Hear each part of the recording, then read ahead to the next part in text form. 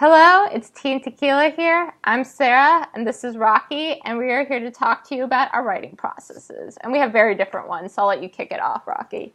Yeah, we are very different writers. So there is the person that outlines, the person that does, and there's the person that writes beginning to end, the person that doesn't. I'm all the dozens of I'm these all the things. do. She's all the do's. So for me, I have taken courses. I have religiously outlined. And when I sit down to write, my writer brain will just defy everything that I've written down. It will not stick. So generally, loosely, it will have the same sort of direction, but even that, I get sometimes surprised. I'm the kind of writer that sits down and am surprised by what comes out. So I just need to write. When I plan, when I overly plan, then I feel really constricted and I really can't, I feel blocked. So what I've found for myself is that I create a very loose outline, very loose, super loose, like a napkin size. And and then I just sit down and I start writing. And for me, I also don't write from beginning to end. My brain just doesn't work that way. My brain is very much it gets flashes of things. It almost feels like a movie hits me and I see a scene and I have to write the scene then or I will lose the imagery or the passion or the feeling that I have and it gets dull or it gets bland. So I have to write it in the moment.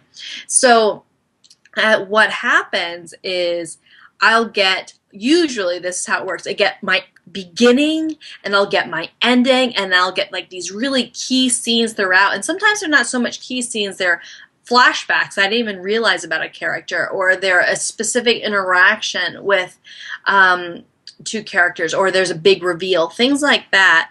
And a lot of times for me, they'll be triggered by something I see in my environment. So I really want to stay observant in my environment. So looking at a chain linked fence, I can get like in 10 minutes an idea for a full story. But then what happens is, like, say I get all of these scenes, and these scenes sometimes are really awesome, like, no lie, they're really great. But then, like, I had no place for you, dude. Like, what are you doing here? Get out of my book. Get out of my book. But what I have found for me, and this is not true for all writers, what I have found for me is that the surprises that come out on page generally create a much better book than I originally anticipated. And so I like to be very free, and I like to be very, very open to what comes to me. But what happens for my writing style is that when I come to my version of first draft, it's a draft that has bones, but it doesn't go beginning to end smoothly. So a lot of times, like I said, I'll have a beginning, and then I'll have like some of the beginning, and then I'll have a few scenes, but then they have gaps. I have holes. And so I'm the kind of writer that has that and then goes back and then has to fill in the holes.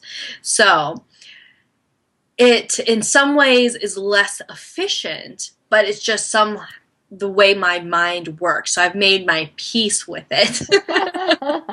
I've made my peace with it, and I just know, okay, once I get to the end, I have to go back and say, well, how does this happen? Where does this character come in? Like those sort of things.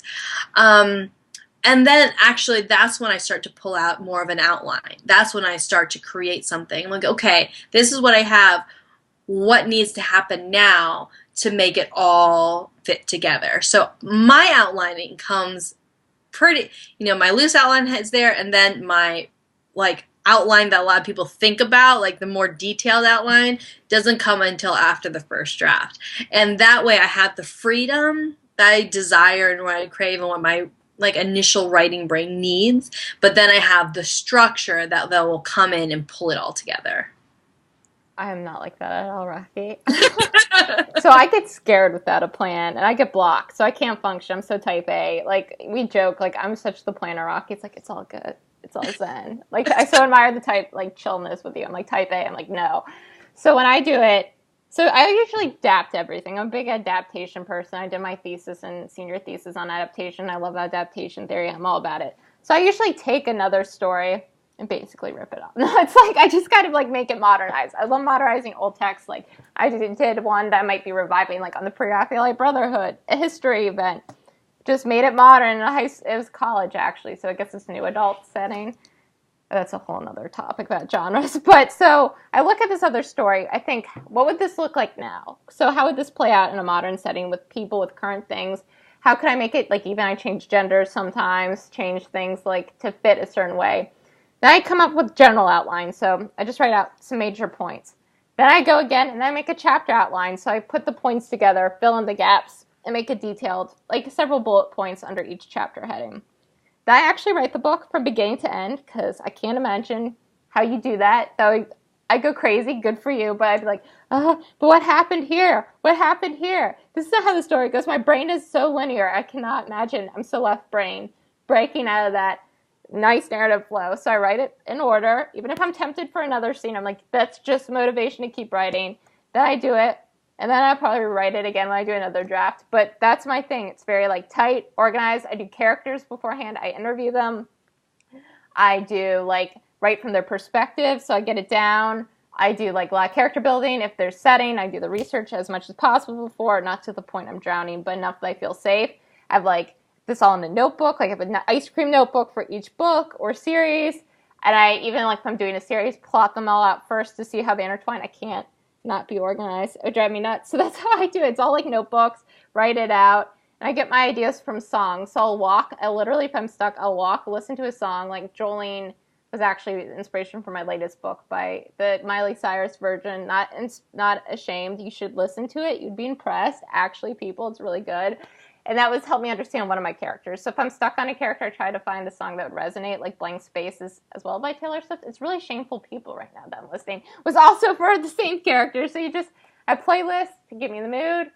And I write with music on, with lyrics, because some people can't do that. But I love like the Bleachers. Like it sounds like high school to me. So that gets me in the zone. And that's how I do it, just very type A. And I can't like even go slightly ahead. I can't even go a couple sentences ahead. I'm like, this is too crazy right now. Can't handle it.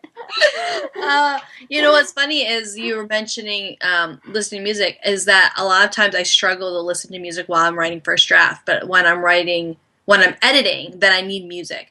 And I also sort of prep myself. So I need music prior to writing. I need like my book soundtrack. I always have like a book soundtrack.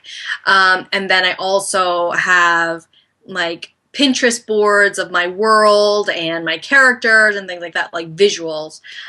So I go in and I like sort of immerse myself in the world, and then I sort of walk around as if I'm the character, like I think as if I'm the character, and then I come and start writing. And so I always admired people that could be super organized and outlined and everything. I was always like, oh my gosh, that would be phenomenal. I really tried. You don't have to do it. Whatever works for you. You've clearly written books. Well, that's the thing, and that's why we wanted to present this to you, because we're such different authors, and we've both written multiple books, and we want you to know that there's different ways of doing this, because a lot of times you'll go into a writing class or you're going into a workshop and they say, this is the way, the one true way. There's no one true way. We want to call BS on that because obviously we found something that works for us and it feels good to us. And the whole thing about writing is that if this is going to be a lifelong thing, we need to find a way to make it so it does stay feeling good, that we can get through to the end and do it. And the other piece is that, again, like always, I always feel like you need to try things. You need to experiment. So you experiment to see if it's something that you can integrate into your own style that makes it better, or your routine that makes it better, your process make it better. Or you just try it and you're like, not for me. See ya.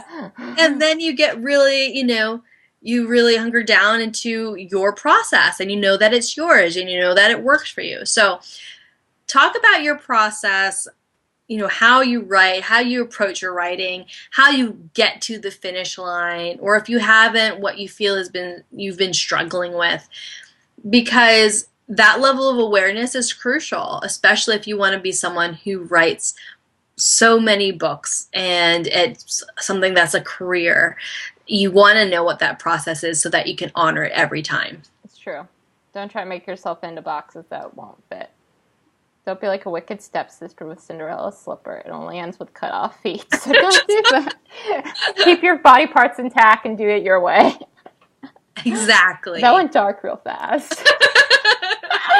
Anyways, tell us about your writing process in the comments below, and we'll see you next time.